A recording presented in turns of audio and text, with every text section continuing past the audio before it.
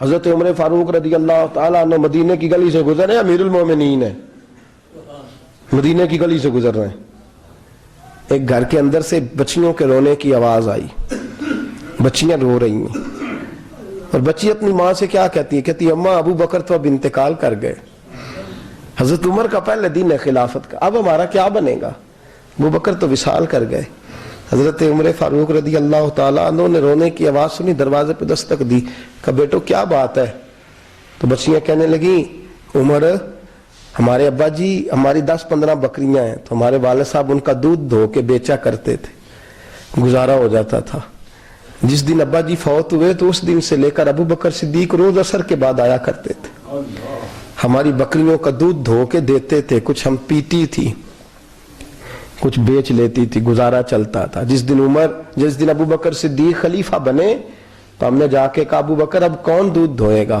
تو سیدنا صدیق اکبر رضی اللہ تعالیٰ عنہ نے فرمایا بیٹے پہلے تو میں مرضی سے خدمت کرتا تھا، اب تو مصطفیٰ کی امت کی نوکری میری ڈیوٹی بن گئی ہے، تو میں آؤں گا۔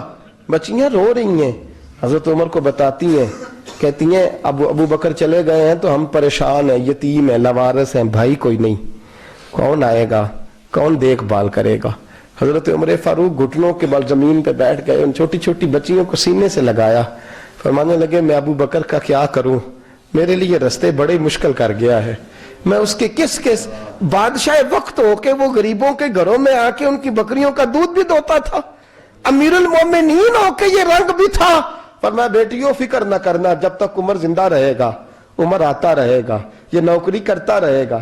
کچھ دن بیتے تو حضرت عمر فاروق کو یاد آیا اوہو مدینے میں ایک بوڑھی اماں بھی رہتی ہے جس کا کوئی گھر کا کام کرنے والا نہیں، اور جس بی بی کا کوئی بال بچہ نہیں اور آنکھوں سے بھی وہ نابینی ہے۔ حضرت ابو بکر صدیق رات کے سناٹے میں جایا کرتے تھے، اس کے گھر میں جھاڑو دیتے تھے، یہ بادشاہ ہے، اس کی فقیری کا رنگ دیکھو، اس کو کنویں سے پانی بھر کے لا کے دیتے تھے۔ اور یہ لفظ آپ سنیں گے تو حیران ہو جائیں گے، اس بوڑھی اماں کے لیے نا ایک کونے میں گھر میں دور باہر شیر میں ایک جگہ کھود دی تھی جہاں وہ بی بی پخانہ اور پیشاب کرتی تھی۔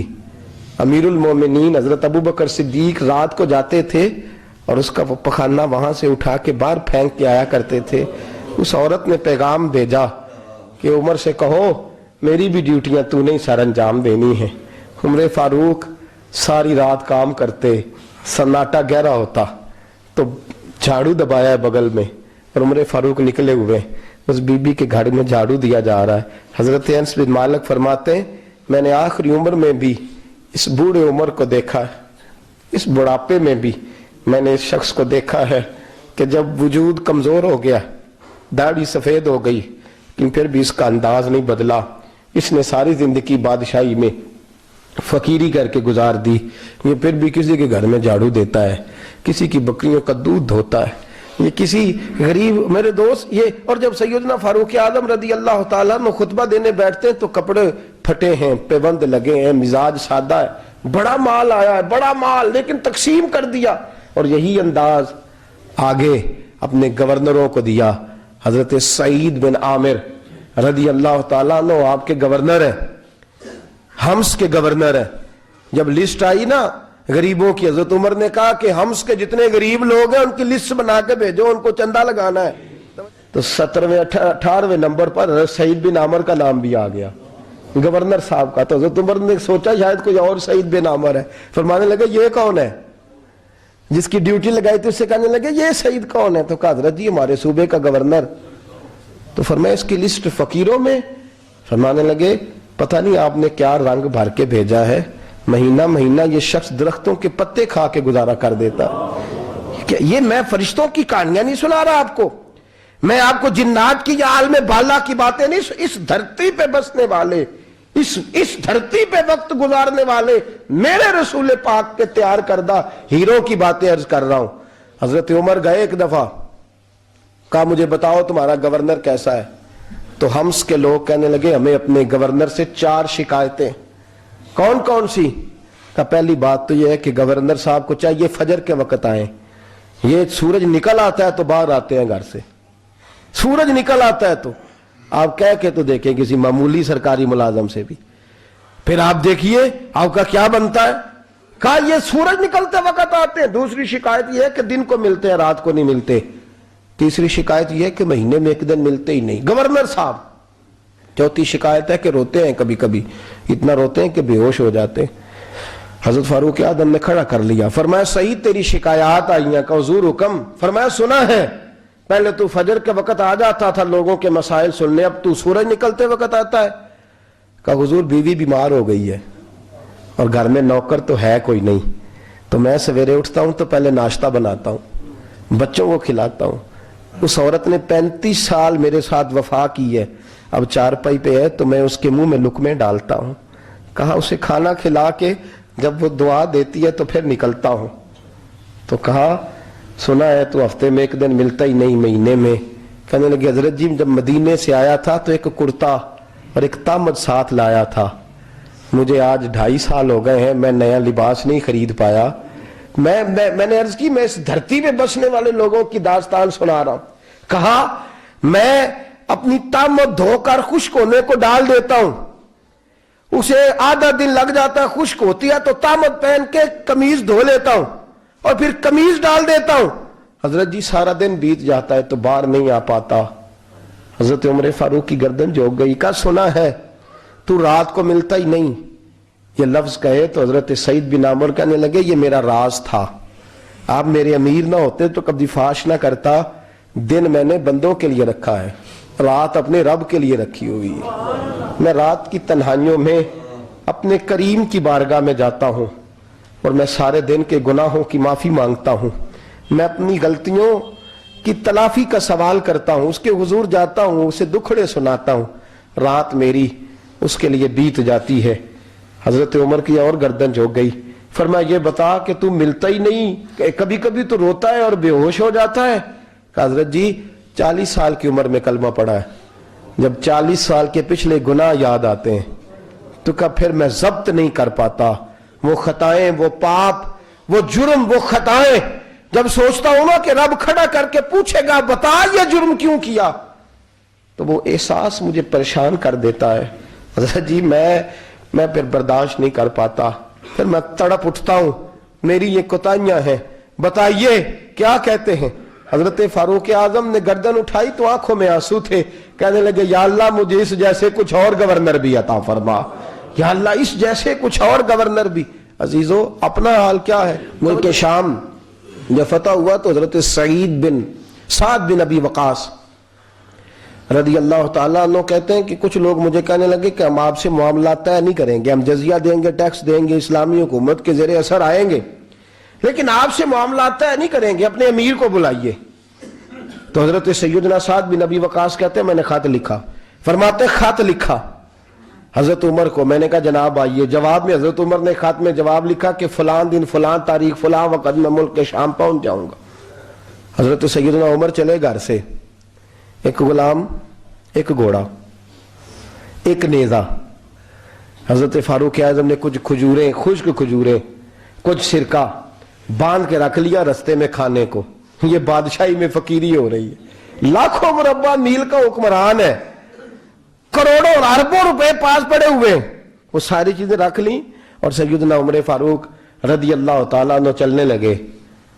اب غلام سے کہنے لگے بھئی میرا گھوڑا ذرا ماڑا ہے, کمزور ہے, طے کر لیں, اتنے میل تو گھوڑے پہ بیٹھے گا, میں پیدل چلوں گا, پھر اتنے میل میں گھوڑے پہ بیٹھوں گا, تو پیدل چلے گا.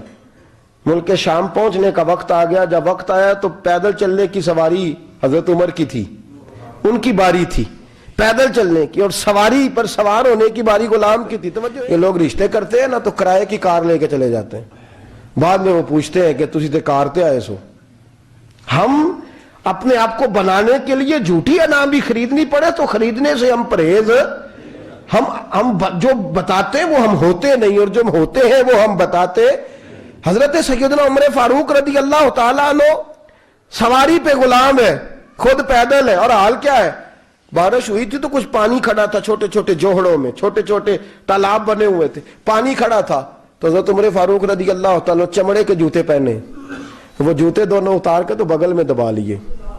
حضرت سعد بن ابی وقاص فرماتے ہیں اسی بغل میں نیزہ رکھ لیا اور تامت تھوڑا اونچا کر لیا کہ پانی سے چلنا ہے. اور غلام کو گھوڑے پہ بٹھایا ہے اور گھوڑے کی لگام پکڑی ہے تو یوں پیچھے رکھی ہوئی ہے، اور حضرت سیدنا فاروق اعظم رضی اللہ تعالیٰ عنہ آ رہے ہیں۔ غلام کہنے لگا حضور لوگ دیکھ رہے ہیں، مہربانی کریں بیٹھ جائیں۔ فرمانے لگے نہیں، باری تیری ہے، تو ہی بیٹھے گا۔ اس نے کہا حضور نہیں، وہ تو ٹھیک ہے، کوئی باری فرض تو نہیں نہ ہو گئی، آپ مہربانی کریں آپ آ جائیں، ذرا لوگ آ رہے ہیں۔ فرمایا تمہیں کہا نا، غلام کہتا میں نے تیسری دفعہ کہا تو حضرت عمر نے جلال سے دیکھا، اور جناب عمر کا جلال تو زمین کانپنے لگ جاتی تھی۔ کہتے ہیں کہا حضور آپ آ جائیں، تو کہتے تجھے کہا ہے نا چپ کر کے بیٹھا رہے، کہتے ہیں میں گھوڑے پہ ہی کانپنے لگا۔ وہ غلام، اب حضرت سعد بن نبی وقاص کہتے ہیں سورج غروب ہو رہا تھا، شعائیں پانی میں پڑ رہی تھی، حضرت عمر پانی سے، میں نے غور سے دیکھا تو دوڑا گیا، جا کے نا بچے نہیں مشورہ دیتے ابا جی کو، ابا جی انج نہیں کری دا، دور بدل گیا جے، کہتے میں دوڑا گیا اور جا کر کے حضرت سیدنا عمر فاروق کو کہا حضور مہربانی کریں، ٹھیک ہے آپ کی درویشی سے کون آگاہ نہیں، وزیر کھڑے ہیں، سفیر کھڑے ہیں، بڑے بڑے عمرا، بڑے بڑے ملکوں کے حکمران ہیں، آپ مہربانی کریں یہ تم ذرا نیچا کریں، اور جوتا پہن لے، اگر خراب ہو گیا تو اللہ نیا بھی دے دے گا، اور مہربانی کریں ذرا غلام کو کہیں نیچے آ جائے۔ حضرت عمر کہنے لگے تمہیں کیا تکلیف ہے؟ کہا حضرت جی وہ وزیر مشیر کھڑے ہیں، یہودی ہیں، عیسائی ہیں، نجرانی ہیں، وہ بڑے بڑے مذاہب کے اور بڑے بڑے ملکوں کے ہیں، آپ کا بڑا نام سنا ہے۔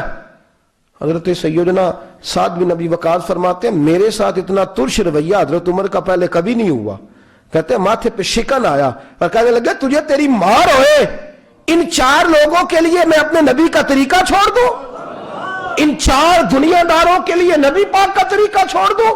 فرمانے لگے سر سے پگڑی اتاری حضرت عمر نے جلال میں، فرمانے لگے میرے سر پہ جو بال ہے نا یہ مجھے کسی دنیا دار نے نہیں دیے، یہ ساری عزتیں مجھے آمنہ کے لال نے عطا فرمائی ہے، اور میں ان محبوب کا طریقہ ان 4 لوگوں کی خاطر چھوڑ دوں؟ فرمایا قرآن کہتا ہے ان اللہ یامر بالعدل والاحسان، جب میں نے خود عدل کا تقاضا یہ رکھا ہے کہ کبھی وہ بیٹھے گا کبھی میں بیٹھوں گا، باری یوز کیا تو میں کیسے بیٹھ جاؤں؟ حضرت سعد بن نبی وقاص فرماتے ہیں اسی درویشی میں سلام اس پر کہ جس نے بادشاہی میں فقیری کی، کہتے ہیں اسی درویشی میں حضرت عمر پہنچے تو جو پہلے ڈرا کرتے تھے جب حضرت عمر آئے تو انہیں کامتے بھی دیکھا، روب اور بڑھ گیا، ان کے دلوں کے اندر حضرت عمر کا دبدبا اور بڑھ گیا، اور میرے کانوں میں کہنے لگے سعد پہلے سنا تھا لیکن دنیا سچی کہتی ہے جو حال محمد اور محمد کے غلاموں کا ہے صلی اللہ علیہ، وہ دنیا میں دوسرا کوئی حاصل کر سکتا؟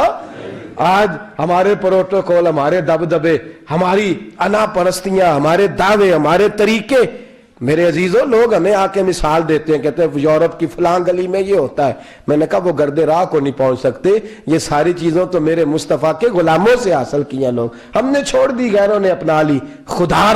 خدارا اپنی زندگی میں تبدیلی لائیں، درویشی، سادگی، بے تکلفی، یہ زندگی حسین ہوتی ہے، یہ زندگی سکون والی ہوتی ہے، یہ زندگی اچھی ہوتی ہے، یہ فرحت اور تازگی والی ہوتی ہے۔ اپنے آپ کو ان تکلیفوں اور آلائشوں میں مبتلا نہ کریں، اگر اللہ مال دے، عزت دے، دولت دے، اللہ تعالیٰ نفاست عطا کرے تو پھر اپنے آپ کو سادہ کریں، آزاد کریں، کھلی ہوئی کتاب بنا کے اپنے آپ کو رکھیں۔ مجھے ایک بچہ کہنے لگا حضرت جی جب بھی آتے ہیں آپ کہیں بیٹھے مل جاتے ہیں، ہم کسی کو لا کے کہتے ہیں جناب حضرت جی بڑے مصروف ہیں اور آپ یہاں آگ تاپ رہے ہیں جلا کے، مہربانی فرمائیں۔ میں نے کہا یار 2-4 دن تو بن سور کے بیٹھنا بندے کے لیے آسان ہوتا ہے، سارا دن ملمہ سازی کر کے رکھنا اتنا آسان کام ہو تو ویسے بھی بندہ جو ہو وہ نظر آئے تو اس کے لیے زیادہ بہتر ہوتا ہے، جو ہو وہ دکھائی دے، وہ زندگی آسان ہو جاتی ہے، بہتر ہو جاتی ہے۔ اور ویسے بھی جو کھلی ہوئی کتاب ہوتی ہے اس میں لوگ مشکوک نہیں ہوتے، جو بندی ہوئی ہوتی ہے نا اس میں لوگوں کو خبر نہیں ہوتی کہ نہ جانے یہ کیا معاملہ ہے۔ میرے عزیزوں اپنے آپ کو بے تکلف بنائیں۔ بے تکلف سے مراد یہ نہیں کہ جیسے بے تکلفی ہم نے ایک غلط چیز کا نام بے تکلفی رکھ دیا ہے کہ جو آدمی بات پہ ٹھٹھا کرے، بات میں مذاق کرے، وہ بے تکلف ہوتا ہے۔ یہ تو بے تکلفی اسلام اس کو پسند ہی نہیں۔ بے تکلفی سے مراد یہ ہے کہ جھوٹی انا نہیں بنائیں، جھوٹے معاملات اپنے گرد نہیں اوڑیں۔ اپنی اگر اللہ آپ کو بہت زیادہ مال و دولت دیتا ہے تو جتنا وہ مولانا رومی کہتے ہیں جتنا ٹہنی پہ پھل زیادہ لگتا ہے نا اتنی وہ ٹہنی جھک جاتی ہے، جو اکڑی ہوتی ہے سمجھو وہ خالی ہوتی ہے۔ اگر آپ پھلدار ہیں تو پھر آپ کو جھکے، پھر آپ کو با اخلاق ہونا چاہیے، با مروت ہونا چاہیے، پیار والا ہونا چاہیے۔ زندگی میں اس چیز کو ضرور اپنائیے، بڑے لوگ وہی ہوتے ہیں جن کا کردار بڑا ہوتا ہے، بڑے وہی ہوتے ہیں جن کی بات بڑی ہوتی ہے، کوئی باتوں سے اور پروٹوکول سے کبھی بڑا نہیں ہوتا، ہمیشہ مدحت خیر الانام میں گزرے، دعا ہے یوم اور درود و سلام میں گزرے۔ آخر دعویٰ الحمدللہ۔